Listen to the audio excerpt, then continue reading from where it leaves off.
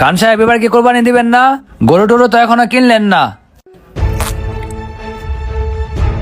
তো এটা কোনো কথা কইলি?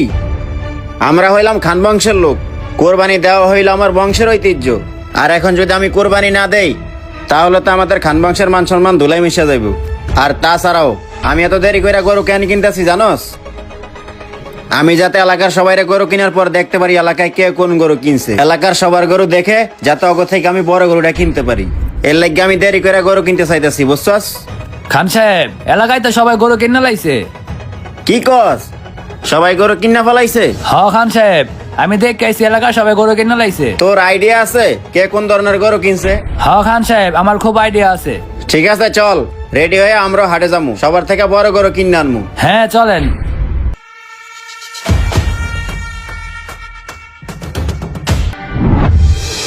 খান সাহেব গতবারের চেয়ে এবারে গরুর হাটটা খুব জমজমাট। তুই ঠিকই কইছস, গতবার থেকে এবার গরুর হাটটা অনেক জমজমাট। হ্যাঁ খান সাহেব, তাছাড়াও এবারের গরুগুলো অনেক বড় বড়। হ্যাঁ রে, গরুগুলা তো অনেক বড় দেখতেছি, আর আমরা তো বড় গরু নেওয়ার জন্য আসছি। চল যাই দেখি। হ্যাঁ চলেন।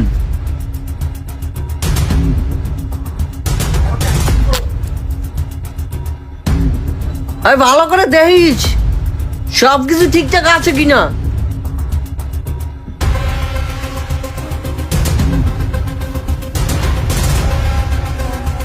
খান সাহেব সব জায়গা থেকে এই গরুগুলো বড়, এই গরুটা দেখতে পারেন। তুই ঠিকই কইছস, আমার কাছে এই গরুটা বড়ই মনে হইতেছে। ভাই এই হাটের ভিতরে এর থেকে বড় গরু আর পাইবেন না, আমার এখানেই বড় গরু পাইবেন। হ্যাঁ খান সাহেব, উনি তো ঠিকই বলছে, হাটে তো অনেক গরুই আছে কিন্তু এটার মতো বড় গরু নাই। আপনি এক কাজ করেন, বেশি ঘোরাফেরা না করে এই গরুটাই নিয়ে আনেন। তুই তো কথা খারাপ কস নাই, আমিও এই গরুটা নিতে চাইতেছি। ভাই আপনার এই গরুর দাম কত? ভাই আপনি যদি এই গরু নেন আপনার জন্য 5 লাখ টাকা রাখতে পারবো। কি বলেন ভাই, এই গরুর দাম 5 লাখ টাকা? বেশি হয়ে যায় না ভাই, 3 লাখ টাকা রাখেন। আরে না, এই গরুর দাম কম টম হইব না, আপনি যদি নেন 5 লাখ টাকাই রাখুন, হইলে নিয়ে যান। না ভাই, 5 লাখ টাকা এই গরুর দাম বেশি হয়ে যায়। কি রে, কি বলিস তুই? 5 লাখ টাকা এই গরুর দাম বেশি হয়ে যায় না? আরে খান সাহেব, আপনি তো কাজটামি করেন কে? আপনি হলেন এলাকার একজন সম্মানীয় ব্যক্তি। আপনি যদি 5 লাখ টাকা দিয়ে গরু কিনেন তাহলে আপনার একটা নাম থাকবো। আপনি এলাকায় গিয়ে বলতেও পারবেন 5 লাখ টাকার গরু দিয়ে কোরবানি দিতেছি।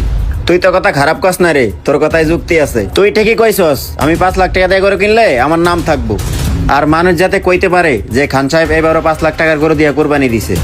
আচ্ছা ঠিক আছে ভাই, আমি আপনাকে 5 লাখ টাকা দিতেছি। আপনি এক কাজ করেন, এই গরুটা গাড়িতে উঠাই দেন। আচ্ছা ঠিক আছে, দেন টাকা দেন। আচ্ছা, এই মনির, বাইকে টাকাগুলো বের করে দে। লন খান সাহেব। এই যে ভাই, এখানে 5 লাখ আছে, কইনা লন। আচ্ছা ঠিক আছে ভাই, আপনারা যান, আমি গরু গাড়িতে উঠাই দিচ্ছি। আচ্ছা ঠিক আছে, এই মনির চল।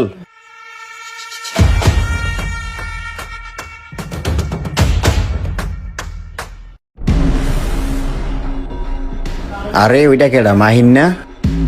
এই মাহিন, এইদিকে আয়। আরে ভাইয়া না? কিরে তুই কখন আসলি? ভাই 7 তারিখে তো ঈদ, এই জন্য আজকে মাদ্রাসা ছুটি দিয়ে দিছে, তাই তো বাড়িতে আসলাম।